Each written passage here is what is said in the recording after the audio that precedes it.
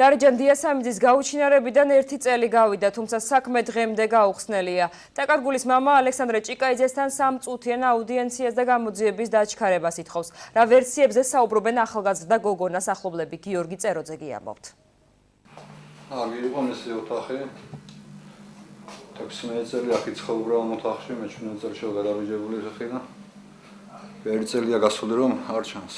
არც ოცხალი არც გვარი და მე ველოდები კიდე იმედი მაქვს უკვე დაიმბრუნდება. არასრულწლოვანი დარეჯან დიასამიძე 1 წლის წინ გაუჩინარდა. ოჯახს დაკარგულის შესახებ დღემდე არანაირი ინფორმაცია არ გააჩნია. გახმაურებული საქმის გამოძიება უკვე მე-12 თვეა უშედეგოდ მიმდინარეობს. დაკარგულის მამა ამბობს, რომ საგამოძიებო უწყების წარმომადგენლები თბილისიდანაც იყვნენ ჩამოსული, თუმცა ამის შემდეგაც საქმეში ახალი დეტალები არ გამოკვეთილა.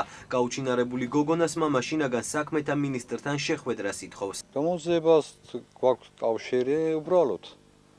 არაფერი ვერსია არ გვაქვს მეუბნები.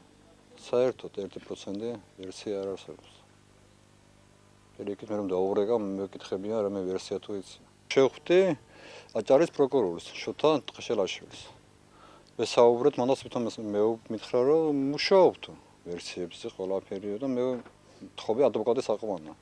და შევეცდებიო და დაგიკავშირდებიო 2-3 დღეშიო და ერთი კვირი გადის და არაფერი ინფორმაცია არ მაქვს.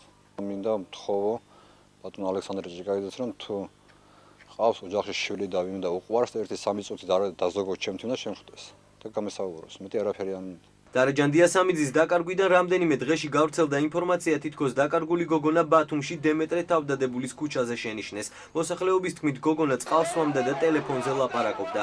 ძებნის ოპერაციაში აქტიურად ჩაერთო აჭარის სამმართველოს ყოფილი უფროსი და შინაგან საქმეთა სამინისტროს თითქმის ყველა სტრუქტურული ქვედანაყოფი. ოჯახის ახლობლებმა შეამოწმეს ახლომდებარე ტყეებით, თუმცა ვერანაირ კვალს ვერ მიაგნეს.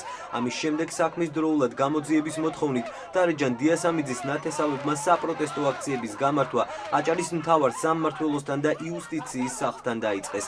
იყო გზის გადაკეტვის შემთხვევებიც. ჩემი მთავარი მოთხოვნა ისაა, შვილო, ამ სივერეში ჩემი შვილი მინახონ და მიყვანო.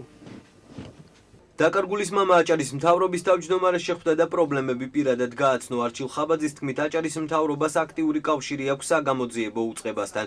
აღნიშნულ თემაზე დღეს კომენტარი პარლამენტის ადამიანის უფლებათა დაცვის კომიტეტის თავმჯდომარემ ეკა ბესელიამაც გააკეთა. მისი თქმით, ისინი ოჯახს შინაგან საქმეთა სამინისტროსთან უშუამდგომლებენ.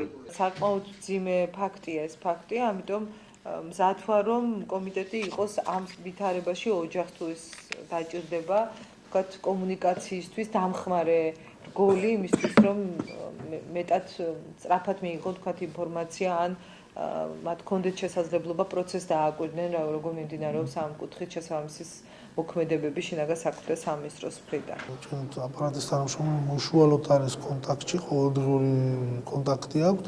არის პრობლემების საკითხები, რომელიც დაისვა, გახსოვთ ერთ-ერთი საკითხი იყო გამოძიებაში ჩართული იყო ცენტრალური სამინისტროს წარმომადგენლები. ეს თუ არ ვწდები უნდა იყოს შესრულებული, ჩამოვიდა ექსპერტთა ჯგუფი 4 კაციანი დამატებით, რომელიც გამოძიებას დაეხმარება და ვფიქრობ ის პრეტენზიები რაც ჰქონდათ ჩვენ მოვაგვარეთ. 7 აგვისტოს დარეჯან დიასამიძის დაკარგვიდან 1 წელი შესრულდება.